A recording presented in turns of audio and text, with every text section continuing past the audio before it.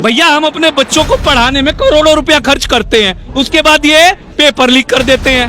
Paper जब ये leak कर देते हैं, इनसे जब सवाल पूछो तो नंगाई की तरह आके यहाँ पे तमाशा करते हैं ये लोग। इनसे हम क्या मांग रहे हैं? हम इनसे कह रहे हैं कि आप अपना इस्तीफा दीजिए, नहीं तो जिम्मेवारी दीजिए। मतलब कि 14 बच्चे मर जाएं, 18 मर जाए, पूरा इंडिया मर जाए, इनको कोई फर्क नहीं पड़ता। क्यों भाई? इनके बाप की पपौती है ये देश यहाँ के मूल निवासियों का है। हम भारत के लोग भारत को एक प्रभुत्व संपन्न समाजवाद पंथ निरपेक्ष लोकतांत्रिक गणराज्य बनाते हैं। अरे तुम पहली लाइन में फेल हो और तुम हमें राजनीति सिखाते हो। सुधार कर लो, सुधार कर लो, मत डराओ इन क्रांतिकारियों को। एक चिंगारी तुम्हें जला के राख कर देगी। तुमने अभी तक आदमियों से तुम्हें पाला नहीं पड़ा है, अभी तक आदमियों से तुम्हें पाला नहीं पड़ा। तुम संविधान की बात करोगे, अरे तुम संविधान के पहली लाइन में फेल हो। We are people of this India. करोड़ों रुपया लगा के क्या मिला? आत्महत्या, सुसाइड। मर जाने के बाद तुम हमारे पास आते हो। अरे जिसका जवान बेटा जाता है ना, उसके हृदय से पूछो उसके घर में क्या होता है। तुम क्या जानो जालिमो कि कैसे आदमी एक एक अपना टुकड़ा काट काट के बच्चों को पढ़ाता है। अरे तुम तो छत ले रहे हो, मकान ले रहे हो, दुकान ले रहे हो, लोगों का रोजगार धंधा छीन ले रहे हो, और तुम हमें राजनीति सिखाते हो। अरे तुम्हें राजनीति का राह तक नहीं आता। तुम जिस दिन हमारे बच्चों को बराबर का मुकाबला दे दोगे ना, उस दिन तुम साफ हो। तो उनके बच्चे तो विदेश में पढ़ रहे हैं सर, फिर भी तो मुकाबला नहीं कर पा रहे इनका, तो भी तो हमारे को नहीं कर पा रहे। हमारे को 95% पे तो कंपटीशन में बैठने का मौका मिलता है। 60%, अरे कलेक्टर से भी ज्यादा टफ नीट का पेपर होता है, उसको भी हमारे बच्चे लड़ झगड़ के जीत जा रहे, तो तुम लीक कर दे रहे हो। अरे कह दो ना कि जिसके पास 50 करोड़ होगा वही डॉक्टर बनेगा। कहानी खत्म करो। क्यों लोग खामखा के तुम्हारे ऊपर पैसा भी खर्च करे, फार्म भी खर्च करे, यहाँ का सेंटर साला दे देते हो अंडमान निकोबार में। मतलब मजाक बना के रख रखा है यार इस देश में। चाइना भी हमारे देश के अंदर घुसे जा रहे हैं, देश के अंदर हमारे कब्जा किया जा रहा है। पता नहीं कितना सच है कितना झूठ है, ये कुछ दिनों बाद पता ही चल जाएगा। दूसरी चीज, डोनाल्ड ट्रंप ने हमारे 3 नौजवानों को मार दिया। हमारे देश के बेशरम प्रधानमंत्री उनसे उनकी कंट्री में जाके गले मिल रहे हैं। मणिपुर के अंदर खुलेआम बहन बेटी का दोबारा से हो रहा था, अभी दोबारा दंगे शुरू होगा। हमारे देश के प्रधानमंत्री मिलेनी को जाके अपने हाथ से मेलोडी की टॉफी खिला रहे हैं। शर्म आने चाहिए देश के प्रधानमंत्री को। 30 मई को दिल्ली के अंदर एक बहुत बड़ी बुलडोजर कार्रवाई देखने को मिली। शालीमार बाग का शालीमार गांव, याद करिए वो काली रात जहां पर सैकड़ों मकानों को एक रात के अंदर बुलडोजर चला करके ध्वस्त कर दिया गया। शालीमार गांव के लोग एक झटके के अंदर सड़क पे आ गए और लगातार घर ना टूटे इसको लेकर के प्रदर्शन भी वो लोग कई महीनों से किया, कई महीनों तक किया। लगभग 4 से 5 महीने तक लगातार वो प्रदर्शन पे बैठे रहे ताकि किसी भी तरीके से हमारा घर बच जाए।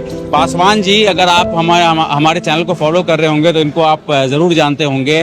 तो इनके बारे में मैं आपको बता दूं कि ये पूरी ताकत से खड़े थे ताकि उनका घर बच जाए, उन लोगों का घर बच जाए और उन लोगों का घर न टूटे। ये शालीमार बाग रेखा गुप्ता का अपना विधानसभा क्षेत्र है जहां वो घूम घूम कर चुनाव के अंदर वोट मांगा करती थी।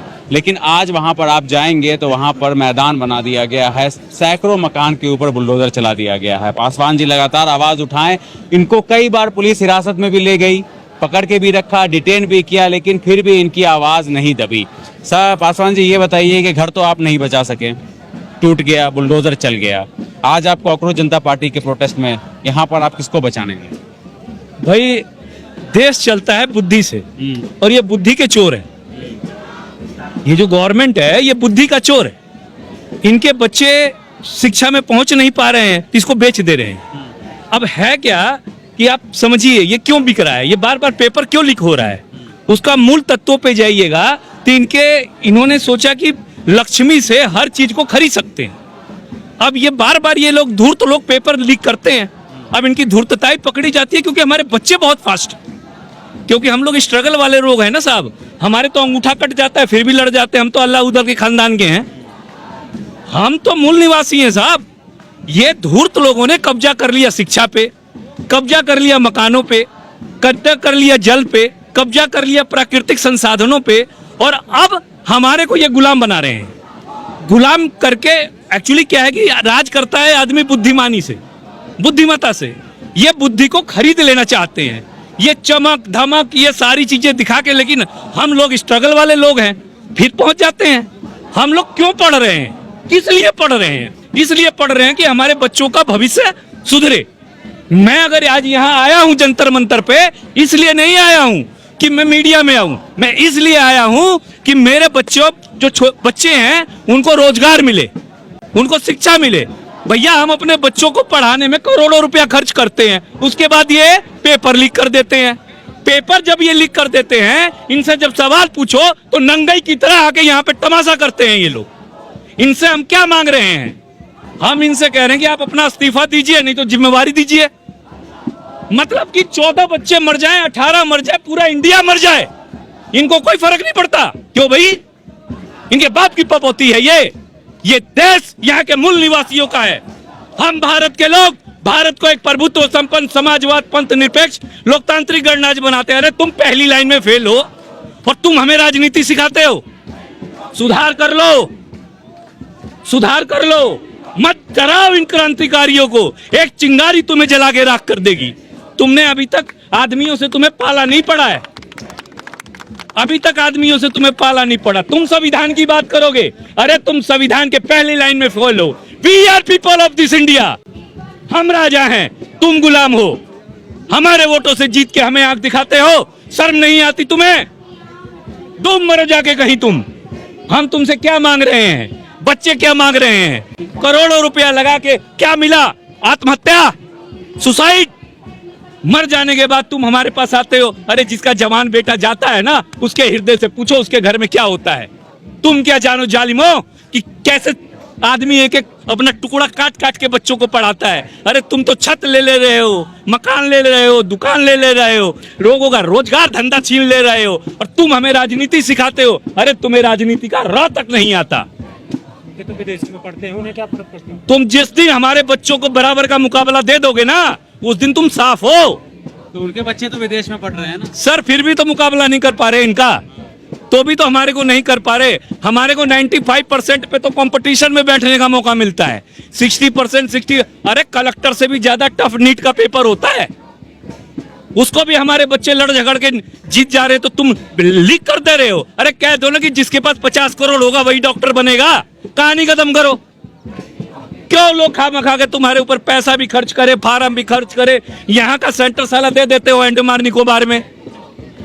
मतलब मजाक बना के रख रखा है यार इस देश को। आदमी जिए तो जिए कैसे? 50 करोड़ नहीं, आप यही कह दो कि जो बीजेपी पार्टी ज्वाइन करेगा उसको हम डॉक्टर बना देंगे। फॉर एग्जांपल प्रज्वल रवाना ने 3000 लड़कियों के अश्लील वीडियो बनाए, क्या बीजेपी पार्टी ने उसको अपनी पार्टी के अंदर ज्वाइनिंग दे दी। तो इससे अच्छा तो तुम बीजेपी पार्टी ज्वाइन करो, डॉक्टर बन जाओ। अभी खुलेआम मणिपुर के अंदर दंगे दोबारा से चालू होगा। हमारे देश के प्रधानमंत्री की तो बिल्कुल चुप्पी लगी हुई है। चाइना भी हमारे देश के अंदर घुसे जा रहे हैं, देश के अंदर हमारे कब्जा किया जा रहा है। पता नहीं कितना सच है कितना झूठ है, ये कुछ दिनों बाद पता ही चल जाएगा। दूसरी चीज, डोनाल्ड ट्रंप ने हमारे 3 नौजवानों को मार दिया। हमारे देश के बेशरम प्रधानमंत्री उनसे उनकी कंट्री में जाके गले मिल रहे हैं। मणिपुर के अंदर खुलेआम बहन बेटी का दोबारा से हो रहा था, अभी दोबारा दंगे शुरू होगा। हमारे देश के प्रधानमंत्री मिलेनिया को जाके अपने हाथ से मेलोडी की टॉफी खिला रहे हैं। शर्म आने चाहिए देश के प्रधानमंत्री को। नीट का पेपर लीक हुआ, हमने आवाज उठाई, यहाँ पर प्रदर्शन करा, उसके दौरान अभी 3-4 दिन पहले की न्यूज है, दोबारा से नीट का पेपर लीक कर दिया गया जयपुर में, जहां भी बिहार में, वहां पे दोबारा से नीट का पेपर लीक कर देगा। अरे इतना तो डायपर लीक नहीं होता जितना हमारे इंडिया का नीट का पेपर लीक होता जा रहा है। शर्म आनी चाहिए हमारे देश के प्रधानमंत्री को और एजुकेशन मिनिस्टर को। जी, मैं धर्मेंद्र प्रधान के लिए कुछ लिख के लाया हूँ कि तुम अन्याय करो हम इंसाफ दिलाएंगे, तुम अन्याय करो हम इंसाफ दिलाएंगे, तुम नेता ही सही इंसान कहलाएंगे। धर्मेंद्र प्रधान, अगर तुम उन बच्चों की राख की तपन भी बुझा दो तो हम माफ कर दे। धर्मेंद्र प्रधान, अगर तुम बच्चों की राख की तपन भी बुझा दो तो हम माफ कर दे। धर्मेंद्र प्रधान, अगर वो बच्चे वापस आ जाए, अपने माँ बाप को गले लगा ले तो हम माफ कर दे। तुमने तो लाखों बच्चों को एग्जाम के फंदे पे लटकाया है, तुमने तो लाखों बच्चों को एग्जाम के फंदे पे लटकाया है। तुम बस इस्तीफा के फंदे पर झूल जाओ तो हम तुम्हें माफ कर देंगे। क्या सोच करके आपने ये लाइन लिखी है? मैं यही सोच के लिखी है कि इतने लोग यहाँ मर गए, इतने बच्चे मर गए, धर्मेंद्र प्रधान अभी तक कुछ बोल ही नहीं पा रहे और दहशतगर्द अलग अलग शब्दों का उपयोग कर रहे हैं। तो उनसे यही पूछा जा रहा है कि क्या ये जो बच्चे मरे हैं ये भी कहीं और से आए थे, ये भी पाकिस्तान से आए थे, बांग्लादेश से आए थे? आप ये भी बता दो, इनको भी बांग्लादेश भगाना चाहते थे या पाकिस्तान भगाना चाहते थे? ये बच्चे आपके नहीं थे क्या देश के जो भी माता है वो आपकी बहनें नहीं है? क्या आप इनके मामा नहीं लगते थे बच्चों के? एक को भी आप देखने आए? और दहशतगर्द तो ऐसे इंटरव्यू में ऐसे बोल रहे हैं जैसे कि भाई कि आपके कोई रिश्तेदार ही कोई परिवार नहीं लगते। जब इलेक्शन जीत गए तब बोलते हो कि हम जनता के लिए ये करेंगे वो करेंगे, शिक्षा विकास बढ़ाएंगे ये बढ़ाएंगे। जिसके पास पैसा है ये तो विदेश भाग रहा है, कोई जर्मनी भाग रहा है, कोई इंग्लैंड भाग रहा है, कोई ऑस्ट्रेलिया भाग रहा है। तो आप क्यों यहाँ एजुकेशन में क्यों नहीं रह पा रहे? और जो रह रहे हैं गरीब तो दे नहीं पा रहा, जो एग्जाम देने जाता है उसका लीक हो जा रहा है। तो क्या चाह रहे हो आप खुद ही बताओ। सर लोग देश इसलिए जा रहे हैं क्योंकि इंडिया हमारा पूरी तरीके से सेफ है ही नहीं। अभी 14-15 साल की बच्ची का 30 लोगों ने रेप किया, सुरक्षा है ही नहीं सर। इनको रेपिस्टों के सख्त कानून बनाने में इनको शर्म आती है। दूसरी चीज, अगर हम देश के लिए सवाल उठाएंगे ना, हमारे दूसरे भगत सिंह था भारत तिवारी, उसने देश के लिए सवाल उठाए, 5 गोली मार के उसका दरिंदगी से इनकाउंटर कर दिया। अगर हम देश के लिए सवाल उठा रहे हैं ना, तो मैं ये पाकिस्तानी कहते हैं प्रोपेगेंडा फैलाता, हमको जिहादी कहते हैं। सपोज कीजिए मैं अपने आपको एक मान के चले, मैं अपने आपको अब्दुल बताऊंगा और देश के लिए सवाल उठाऊंगा तो कहेंगे तुम पाकिस्तान चले जाओ। हिंदू बताऊंगा तो कहेंगे हिंदू का विरोध कर रहा है। सिंह या सिख बताऊंगा तो आप समझ सकते हैं कौन से कंट्री से मुझे वो करेंगे, सपोर्ट करेंगे कि तुम इस कंट्री के हो, खालिस्तानी बताएंगे। तो हम मतलब सवाल उठाए नहीं क्या? देश के लिए सवाल उठाएंगे तो हमारा भरत तिवारी की तरह इनकाउंटर कर दिया जाएगा। अरे कितने भारत तिवारी को मारोगे? दूसरा तीसरा भरत तिवारी है। हम देश के लिए सवाल उठाते रहेंगे जब तक देश ठीक नहीं हो जाएगा। आपको लग नहीं रहेगा, आपको लग रहा है कि देश का बेड़ा गलत हो रहा है क्या? सर क्यों नहीं हो रहा? आपको लग रहा है क्या देश सही हो रहा है? आप बताइए कहाँ सही हो रहा है देश? 24 घंटे तो हर जगह दंगा ही हो रहा है। मणिपुर का हाल देख लेना आप। अगर आप मानते हो कि आप सच हैं, आप सत्य हैं, आपने इंटरव्यू दिया, दहशतगर्द अलग अलग शब्दों का प्रयोग करा, आप मानते हैं अगर आप सच है तो एक प्रेस कराइए, हमें बुलाइए जो अफेक्ट हुए हैं, जिनके 17-18 बच्चों के माता पिता मरे, आप उन माता पिता को बुलाइए, उनकी आंख में देख के बोलिए। हमें बुलाइए जो प्रोटेस्ट करे जंतर मंतर पे। आप मीडिया बुलाते हो, 10 मीडिया बुलाती है, उसमें से 2 मीडिया के सबके पहले प्रश्न ले लोगे, प्रश्न लेने के बाद जिनका पसंद आएगा उनका बोलोगे। अरे ये मीडिया क्या पागल है? वो ये क्या है? ये कौन सी मीडिया है? ये क्या मीडिया नहीं है? आप अपनी मीडिया का लेंगे। ये लोग यहाँ जो मीडिया खड़े हैं ये क्या पागल है? आप बताओ, आप क्यों प्रेस क्यों नहीं करवाते? स्क्रिप्टेड इंटरव्यू देते हैं ये आप? हाँ यही कह रहा हूँ। एक तो भाई कभी प्रेस ही नहीं करेंगे और नीचे वाले प्रेस करेंगे तो चुने हुए सवाल लेंगे जो उनका मन पसंद होगा। अरे जब आप मानते हो आप सत्य है तो 17-18 माता पिता है, उनको बुलाओ, उनके सामने बोलो।